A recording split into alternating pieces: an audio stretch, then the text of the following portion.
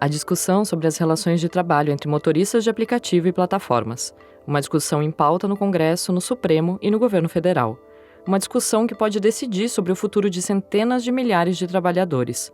Mas uma discussão incipiente que deve enfrentar uma série de entraves. Eu sou a Aline Pellegrini e esse é o Durma Com Essa, o podcast de notícias do Nexo.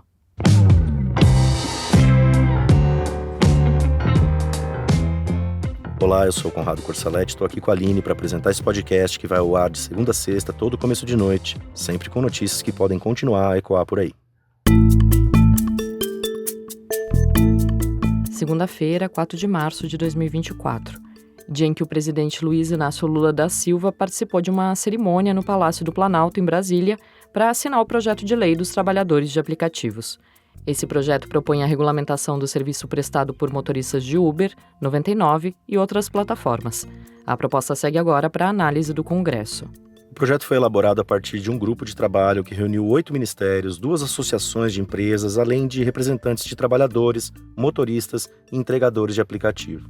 Esse comitê foi criado pelo Ministério do Trabalho em maio de 2023 para viabilizar uma proposta de regulamentação que incluísse tanto motoristas quanto entregadores, ou seja, que incluísse também quem presta serviços via iFood e Rappi, por exemplo. Mas essa proposta atual lida apenas com a situação dos motoristas. A situação dos entregadores ficou para depois.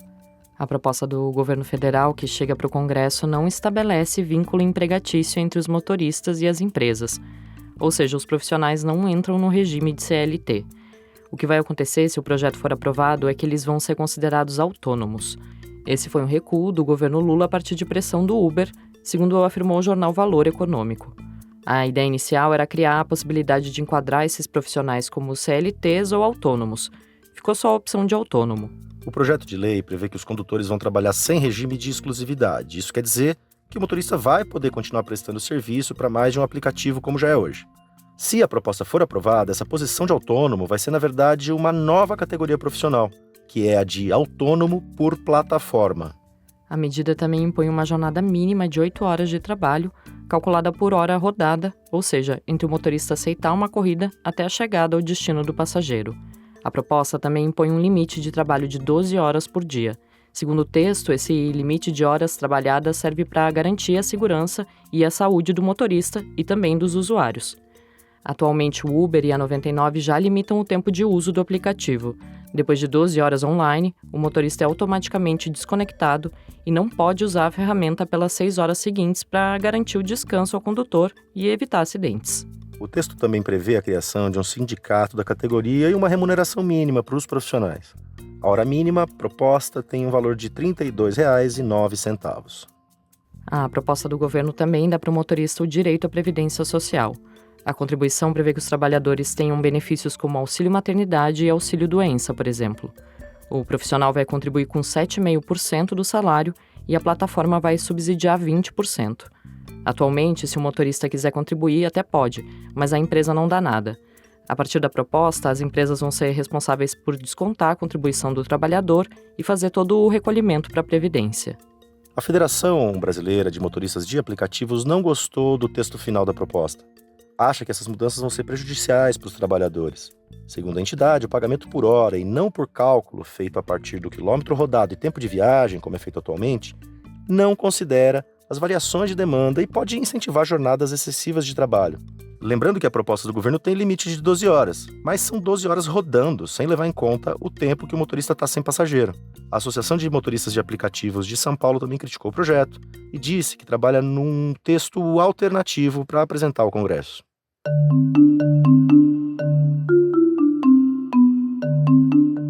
O IBGE, o Instituto Brasileiro de Geografia e Estatística, estima que 1,5 milhão de pessoas trabalhavam usando aplicativos de serviços no Brasil no quarto trimestre de 2022. Desse total, mais de 50% trabalhavam com transporte de passageiros. A renda média desses profissionais naquele ano foi de R$ 2.454. O crescimento do trabalho por aplicativo de transporte no Brasil é um fenômeno chamado de uberização. Vem desde a segunda metade da década de 2010. É um fenômeno que foi impulsionado em grande parte pela sequência de crises econômicas do país, que viveu altas taxas de desemprego e um aumento substancial da informalidade. Primeiro com a recessão de 2014 a 2016 e depois com a pandemia de Covid-19 em 2020. E vale lembrar que esse não é um fenômeno apenas brasileiro. Ele se estende por inúmeros países, inclusive os países desenvolvidos.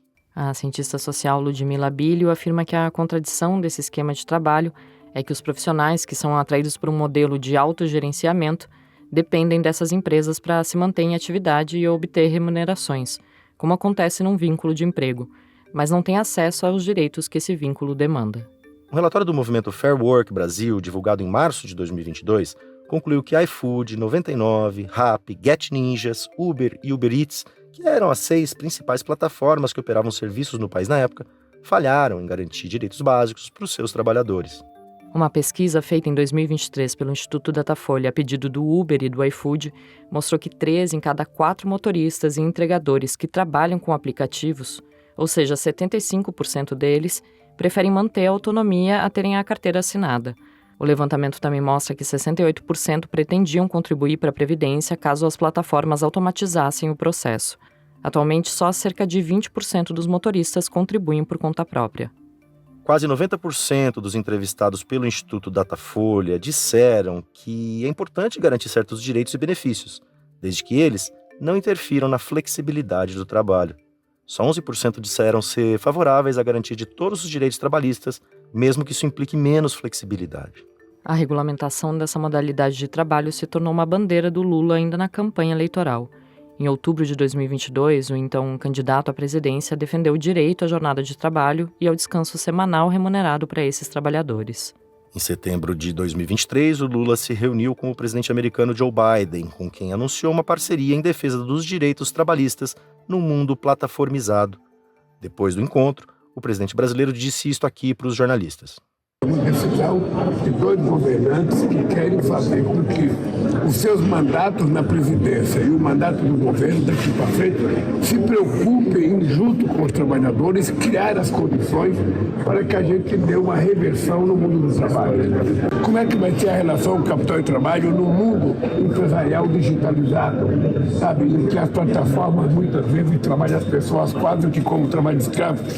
Nós sabemos que nem todo trabalhador quer carteira profissional assinada. Tem trabalhador que quer ser empreendedor, ótimo. Mas a gente se preocupa que mesmo para essas pessoas que querem fazer empreendedorismo, é preciso que haja um mínimo de garantia de seguridade social para ele. Porque quando tudo está bem, ótimo. E quando as coisas vão mal, é preciso que então apareça a figura do Estado tentando dar uma solução para isso. Senadores e deputados vão agora analisar e eventualmente votar a proposta. Mas essa não é a primeira vez que eles discutem o tema no Congresso.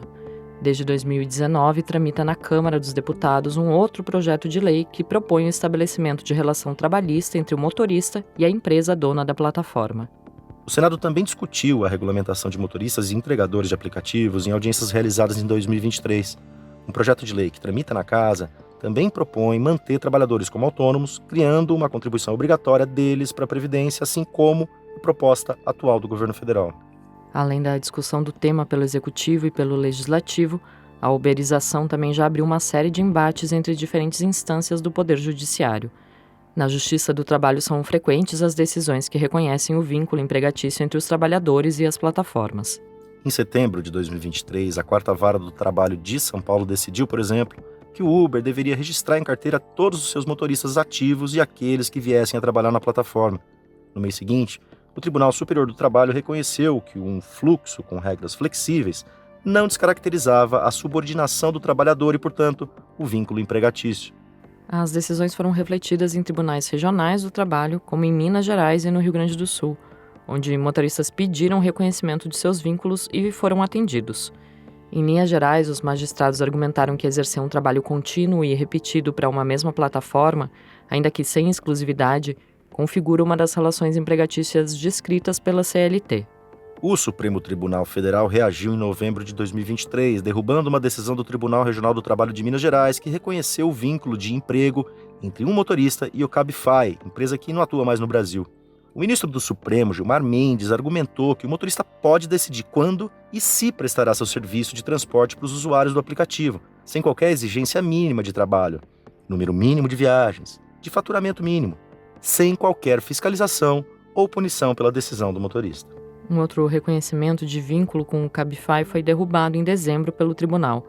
O ministro da Corte, Alexandre de Moraes, que era relator do processo, disse que os trabalhadores de plataformas têm liberdade de fazer o seu horário e de ter outros vínculos.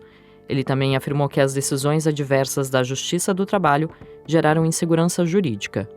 O Supremo agora analisa uma ação que discute se existe vínculo de trabalho entre uma motorista de aplicativo com o Uber. Na sexta-feira, o tribunal decidiu por unanimidade a repercussão geral do caso. Isso quer dizer o seguinte: o que os ministros vierem a decidir sobre o tema vai ter que ser seguido por todas as instâncias da Justiça em todos os processos semelhantes. A Procuradoria-Geral da República diz que foram feitos mais de 780 mil pedidos de reconhecimento de vínculo com aplicativos de transporte e entrega no período que vai do início de 2019 a junho de 2023. Depois da confirmação da repercussão geral do caso analisado pelo STF, o Uber protocolou nesta segunda-feira um pedido para os ministros suspenderem todos os processos pendentes que tratem do tema, até que o Supremo dê a palavra final sobre a questão. Ainda não tem uma data para a conclusão do julgamento. E aí o que acontece? Essa decisão do Supremo, quando vier, também vai poder balizar uma eventual lei aprovada pelo Congresso a respeito de todo esse fenômeno da uberização. Só que, por enquanto, tá cada um por si.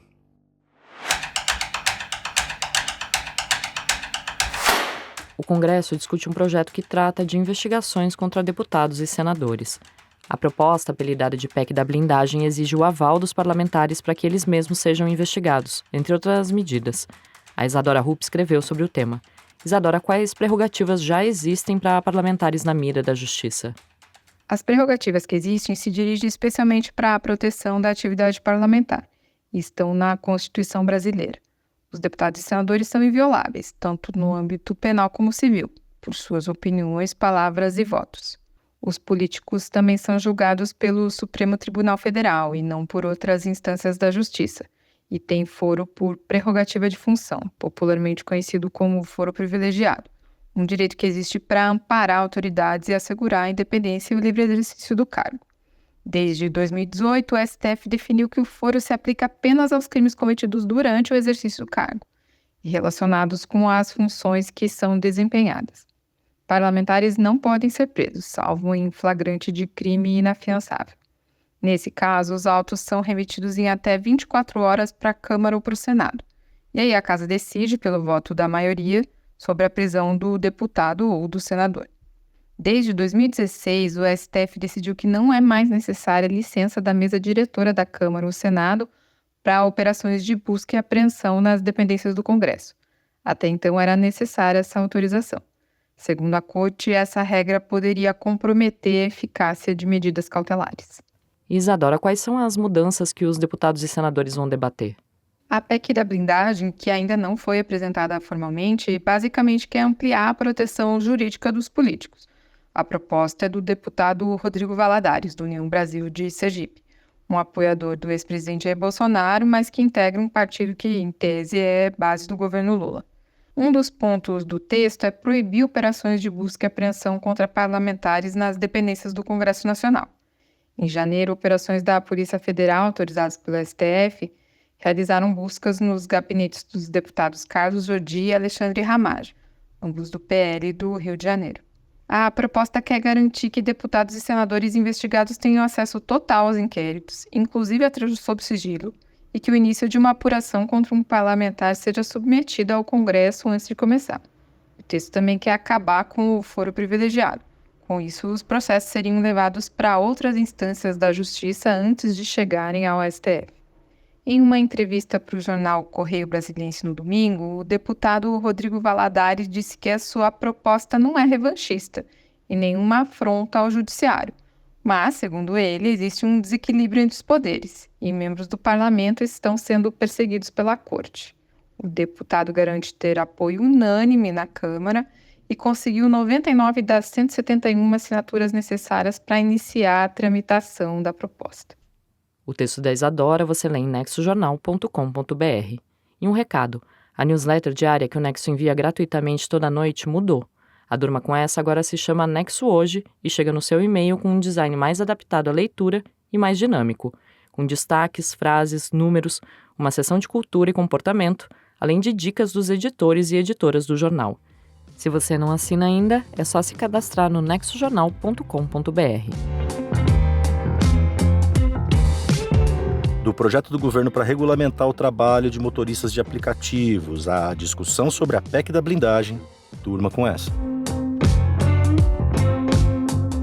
Com roteiro, produção e apresentação de Aline Pellegrini, apresentação e edição de texto de Conrado Corsaletti, participação de Isadora Rupp, produção de arte de Mariana Simonetti e edição de áudio de Pedro Pastoriz, termina aqui mais um Durma com Essa. Amanhã tem mais. Até!